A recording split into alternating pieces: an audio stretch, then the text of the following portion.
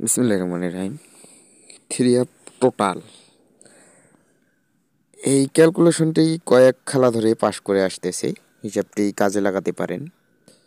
তো আমরা থ্রি আপের ওপেন ডিজিট এবং পরের খেলার থ্রি আপের ক্লোজ ডিজিট যোগ করে আমাদের 3টা করে টোটাল বাইর হবে। এখানে আমি টিক চিহ্ন দিয়ে দিছি আপনাদের মাঝে। আমরা এই দুটো যোগ করে আমাদের 8 এবং 0 এবং 2 আমাদের 3টা টোটাল বাইরে ছিল। গেমবার ছিল 044। এইটার টোটালটা পাস করে গেছে। পরের খেলায় দেখেন 9 ওপেন ডিজিট নিব এবং পরের খেলার ক্লোজ ডিজিট যোগ করে আমাদের 3টা টোটাল আবার বাইরে হবে 357। গেমার ছিল 221, 5-এর টোটালটা পাস করে গেছে। এরপর আমরা আবারও 0 নিব এবং পরের খেলার ক্লোজ ডিজিট নিব, নিয়ে যোগ করে আমাদের 135, 3টা টোটাল বাইরে হলে এখান থেকে আমাদের গেমার ছিল 843, 5-এর টোটালটা পাস করে গেছে। এবং 221-এর 2 নিব ওপেন এবং 843 ক্লোজ নিয়ে আমরা যোগ করে আমাদের 3টা টোটাল বাইরে হবে 579। এখানে আমাদের 863 গেমটা মেরে গেছিলো, 7-এর টোটালটা পাস করে গেছে।